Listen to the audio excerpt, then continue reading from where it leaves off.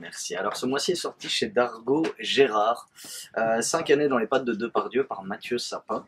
Donc cet auteur-là a eu la chance de fréquenter Gérard Depardieu pendant 5 ans au plus près de sa vie quotidienne. Et ce qui est pas mal, c'est que pendant ces 5 années, ça a coïncidé justement avec toutes les affaires qu'on connaît, que ce soit liées au cinéma, à la politique, à François Hollande, à la Russie, etc. Et ça a coïncidé aussi avec la sortie de 2 bouquins de Gérard Depardieu, donc qui est dans une phase aussi de sa vie où il se confie de plus en plus par lui-même ou par l'intermédiaire d'auteurs comme Mathieu Sapin. Et on a dans cette BD-là tous les aspects de ce personnage-là, haut en couleur, gargantuesque, son rapport au cinéma, son rapport à l'alcool, son rapport aux gens, etc. Même des choses beaucoup plus philosophiques et psychologiques, etc., comme son rapport à la mort aussi, qui est pas mal abordé.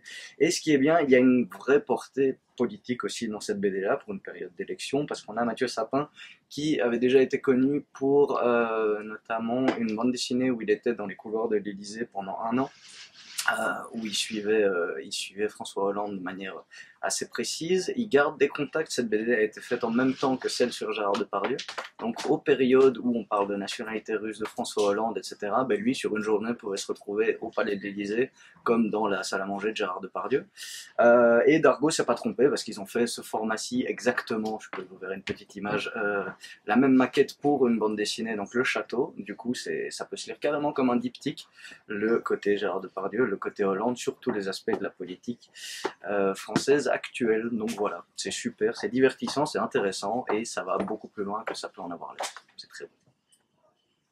Je me demande pourquoi les filles font une montagne à l'idée d'inviter un garçon chez elles. Pour que tout se passe bien, il suffit d'être normal et de rien changer. C'était vraiment une bonne fin d'après-midi, j'ai pensé que nous étions heureux, que nous étions jeunes et beaux. J'ai eu l'impression d'être dans un film, j'ai pensé que je m'entendais drôlement bien avec Sophie. Verte, de Marie de Pléchin et Magali Lehuche. Vous connaissez peut-être déjà le roman, paru à l'école des loisirs il y a déjà bien longtemps. Et là, c'est l'adaptation en BD.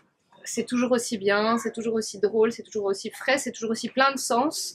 Verte s'appelle Verte, ça lui fait pas tellement plaisir.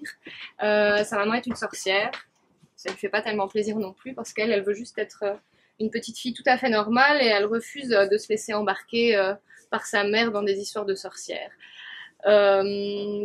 Vraiment à découvrir ou à redécouvrir à travers la BD, c'est super drôle, c'est super chouette.